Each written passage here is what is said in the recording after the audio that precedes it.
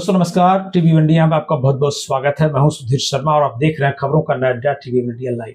मुंबई महानगर पालिका के चुनाव चल रहे हैं और ऐसे में महाराष्ट्र में राज्य में सत्तारूढ़ सरकार में सहयोगी 3 दल हैं जो एनसीपी, बीजेपी और शिवसेना तीनों आमने सामने लड़ रहे हैं। और इस वक्त हमारे साथ मुंबई महानगर पालिका चुनाव में एनसीपी के अधिकृत प्रत्याशी हैं प्रभाग 26A से आदित्य भरत यादव जी।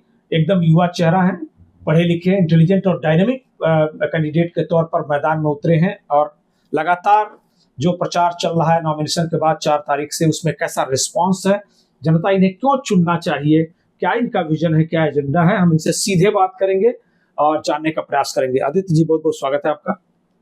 नमस्ते। पहला सवाल यही, प्रचार के दौरान में आप हैं, जनता के बीच में आप जब जा रहे हैं तो युवा चेहरा के तौर पर, एक सुशिक्षित कैंडिडेट के तौर पर आपको कितना रिस्पांस जनता दे रही है? जैसे मैं अभी लोगों के पास जा रहा हूँ, प्रचार के दौरान डोर टू डोर घूम रहा हूँ, लोगों की समस्या बहुत है पर उधर छोड़ने वाला उन लोग की समस्या कोई नहीं है। तो ये मुझे पता चल रहा है कि अभी कैसा है कि A type, B type, C type, D type, ऐसे जो भी टाइप है उसमें हर एक लोगों की अलग अलग समस्या है। तो उस पे मेरा ध्यान गया। तो मैं ज्यादा से ज्यादा अभी जो भी रिजल्ट आए नहीं आए वो भगवान जाने, पर मैं मेरे तरफ से पूरा प्रयास करूंगा कि मैं सबके प्रॉब्लम सॉल्व करते रहूं। प्रमुख एजेंडा आपकी नजर में क्या है इस प्रभाग का, जिसे आप प्राथमिकता के साथ जो है दूर करने की कोशिश करेंगे? प्रमुख तो यहाँ जो समस्या है वो पानी की समस्या है। जो मैं जिसके घर गया हूँ, अभी लिटरली ऐसा हुआ था कि मैं डोर टू डोर घूम के 2-3 बिल्डिंग चढ़ के मैं उतर के 3rd फ्लोर पे एक आदमी के घर पे गया जो मेरे अंकल जैसे ही है। उनके घर पे गया, उन्होंने मुझे ये बोला कि सॉरी भाई, मैं आपको पानी नहीं दे सकता क्योंकि पानी, मतलब उनके घर पे पीने के लिए पानी नहीं था। तो वो चीज मुझे बहुत लगी कि मैं तो छोड़ो, पर कोई और भी आदमी आएगा घर पे और हम किसी को पानी पिला नहीं सकते, तो ये बहुत बहुत बुरी बात है। और क्या क्या प्रमुख मुद्दे हैं, क्या बड़ी समस्या, और जैसे पानी का आपने जिक्र किया, इसके साथ साथ और क्या है जो इस प्रभाग में समाधान की जरूरत है? इस प्रभाग में समस्याएं बहुत है। आप देखोगे तो सेक्टर 50 का जो स्टेशन से जाने वाला जो रोड है, वहां पे कार पार्किंग का प्रॉब्लम है। रातों रात बैटरी चोरी होती है गाड़ी की, वो एक समस्या है। सीसीटीवी होने के बावजूद भी वो सब प्रॉब्लम है ही लोगों के लिए, तो वो प्रॉब्लम है। फिर बाद में ट्रैफिक का प्रॉब्लम है। दोनों स्कूल का टाइमिंग एक होने की वजह से दोनों स्कूल के आने जाने के, मेन जो एनएमएमसी स्कूल है 93 नंबर का, वहां पे बहुत ट्रैफिक हो जाता है दोपहर के 12:30 के आसपास, तो वो एक प्रॉब्लम है। तो मैं ज्यादा से ज्यादा इन प्रॉब्लम पे ध्यान देना चाहता हूँ। विजन क्या है? चूंकि आप यंग हैं, ऐसे में बहुत सारे यूथ जो हैं, जो नए वोटर हैं, वो आपको रिलेट कर रहे होंगे, तो उनके लिए आपका क्या विजन है, इस प्रभाग के लिए क्या विजन? नहीं, जरूर मेरा विजन है। मेरा विजन यह है कि सब लोग एनएमएमसी स्कूल में ज्यादा से ज्यादा लोगों का एजुकेशन हो। आने वाला जो न्यू बिल्डिंग है स्कूल का, वो जल्द से जल्द चालू हो, वहाँ पे एजुकेशन हो। ज्यादा से ज्यादा लोगों का एजुकेशन खत्म होने के बाद वो बिजनेस में लगे, ना कि छोटी मोटी नौकरियां करे। क्योंकि कैसा है कि आपको भी पता है, अभी आजकल के जीवन में 10 और 12 हजार से कुछ नहीं होता। बिल्कुल। जो हमारा फोन का रिचार्ज है वही 1000-2000 का रहता है। हमारा ईएमआई जाता है 3000, तो उसमें कुछ नहीं हो सकता। तो मैं ज्यादा से ज्यादा अपने लोगों को सक्षम करना चाहता हूँ। जब आप जनता के बीच में जा रहे हैं, आपने कहा कि बहुत अच्छा रिस्पांस मिल रहा है, तो आखिर जनता आपको वोट क्यों करे? देखो, वो तो जनता का सवाल है जिनको वोट देना दे, पर मैं जरूर ये कहना चाहूंगा जनता से कि आने वाला, मतलब जो श्री कृष्ण कहते हैं कि मराठी में बोलते हैं, बदल ही काळाची गरज है, मतलब चेंज जरूर होना चाहिए। तो ये लेके मैं चलूंगा, क्योंकि हर एक जनरेशन वाइज उन लोग का विजन रहता है। एक लिविंग ऑफ स्टैंडर्ड बदल जाती है।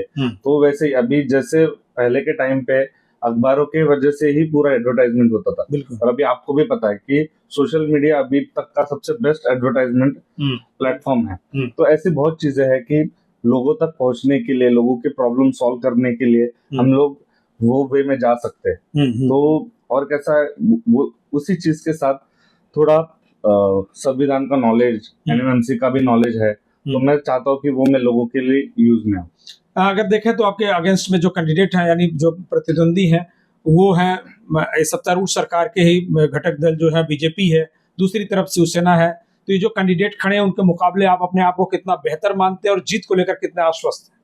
नहीं, जरूर सर, मैं किसी भी कैंडिडेट को मैं कम नहीं समझता, बल्कि मैं उनसे सीखते रहता हूँ। मेरे जो भी कैंडिडेट है वो मेरे सीनियर है ही है, वो मेरे से मतलब एज में भी सीनियर है, वो राजनीति में भी सीनियर है, पर मैं उनको मतलब मेरा कैंडिडेट में मतलब मेरा पोजीशन में खुद को मानता हूँ। मैं जब तक खुद से लड़ूंगा नहीं, मैं खुद से बेहतर जाऊंगा नहीं आगे, तब तक मैं किसी को हरा नहीं सकता। तो मेरा इतना है कि जितना मैं चाहता हूँ उससे ज्यादा मैं बेहतर करते रहूं लोगों के लिए। जनता पर कितना भरोसा है, युवाओं पर कितना भरोसा है कि आप इस चुनाव में जीतेंगे, आपकी जीत सुनिश्चित है? नहीं, जरूर, क्योंकि मैं आपको एक बताना चाहूंगा कि अगर मैं लोगों के बुरे समय में याद आता हूँ तो मुझे जनता पे भरोसा है कि जनता अगर मुझे उनके बुरे समय में याद करती है तो जरूर मुझे जनता पे भरोसा है कि वो मुझे अच्छे समय तो सब लोग याद करते हैं, पर बुरे समय में तो याद करना बहुत जरूरी है। 15 जनवरी को वोटिंग होने वाली है, तो क्या अपील आप करेंगे यूथ से, वोटर से और प्रभाग की जनता से? मैं ये करूंगा कि देखो, मैं अभी तक जिनके भी यहाँ प्रचार में गया हूँ, अभी तो प्रचार खत्म हुआ है, पर मैं जिनके भी यहाँ प्रचार पे गया हूँ मैं उनको यही बोला हूँ कि आपको इस बार पैनल सिस्टम है। डॉक्टर बाबा साहेब अम्बेडकर ने हमें जो वोटिंग का अधिकार दिया है वो पहले प्रभाग सिस्टम में था, वार्ड सिस्टम, अभी वो पैनल सिस्टम में है। अभी आपको 4 बटन दबाने, 4 बटन दबाने के लिए आपको 5 सेकंड जाएंगे, पर उसका नतीजा आपको 5 साल भुगतना।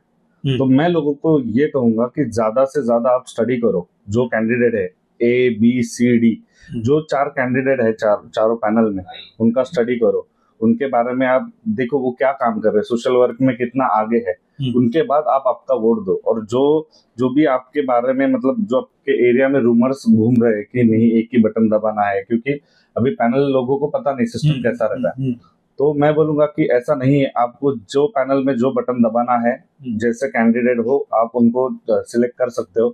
खाली आप इतना ध्यान में रखो कि जो आदमी को आप सिलेक्ट करोगे वो आपके हित के लिए काम करेगा।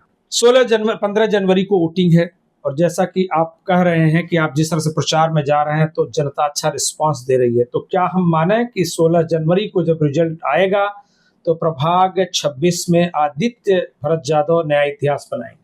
मेरा है कि मैं लास्ट के मोमेंट तक मैं लड़ूंगा। हम लोग क्षत्रिय है, हमें पता है कि जब तक हम लोग जीतते नहीं या फिर हारते नहीं तब तक हम लोग कुछ नहीं करते। तो वो टाइम पे वो डिसाइड हो जाएगा, पर मैं मेरे लास्ट मोमेंट तक मैं मेरा काम चालू रखूंगा। जीत को लेकर आप कितने आश्वस्त हैं? जीत पक्की है?